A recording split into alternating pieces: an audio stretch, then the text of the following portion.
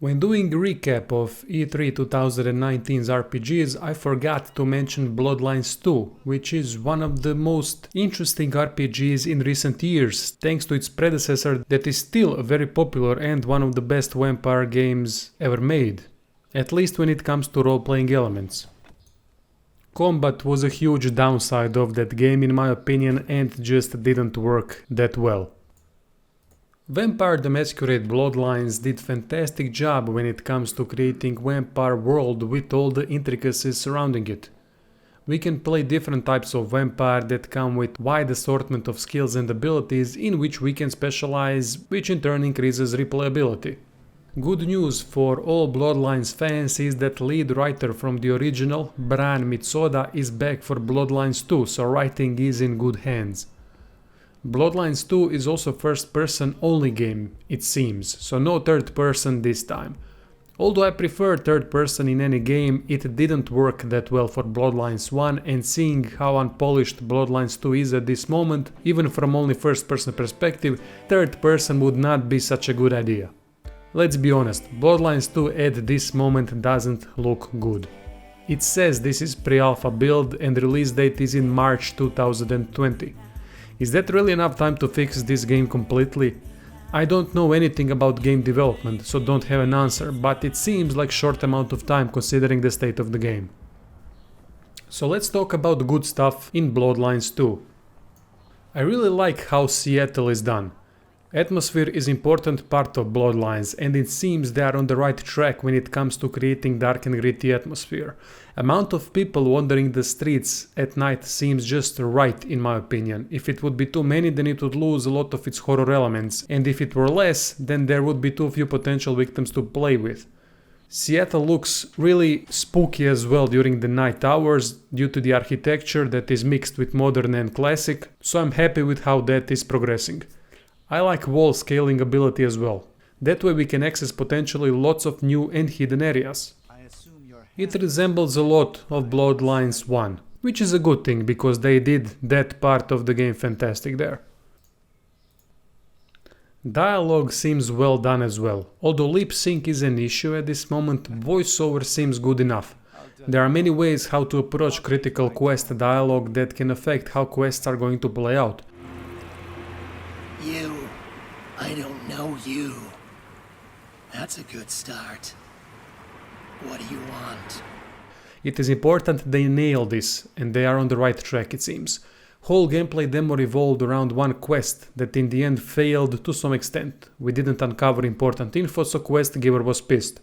I am interested if that choice affects some other quests in future and what are immediate consequences.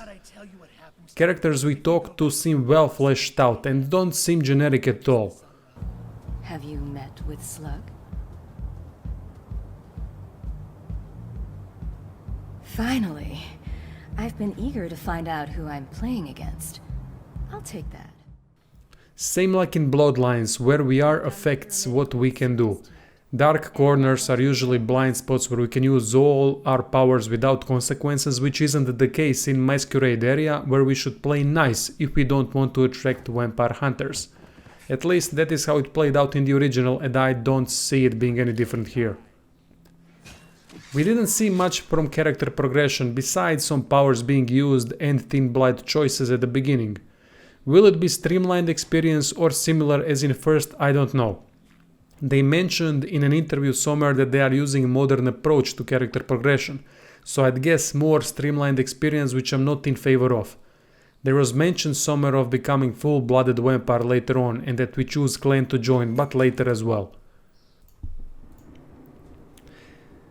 Thin-blooded choices were combat-based and are significantly different from one another. Devs said that they tried to come up with total number of different builds you can do in this game, but gave up when they couldn't remember the number anymore. Let's hope when they were doing that they weren't drunk so that the number isn't 3. Now on to the worst aspect of E3 presentation. That is definitely combat. I'm hoping these are only pre-alpha issues and everything will be sorted and polished till release date, but I'm skeptical. I like the fact that combat is condemned style. It is easier to control movement animations that way, so the devs can focus on other stuff. Third person has its own set of problems when it comes to that, and smaller or less experienced studios like this one don't need extra things to focus on when they are not needed or didn't work that well previously. However, combat looked horrible. Enemies show almost no reaction when hit with melee weapons and then fly across the map when final hit connects. Using firearms also isn't very convincing, at least from few videos that I have seen. There were some issues with hitboxes and they were quite obvious. I think that can be easily fixed, but then again I know nothing about game development.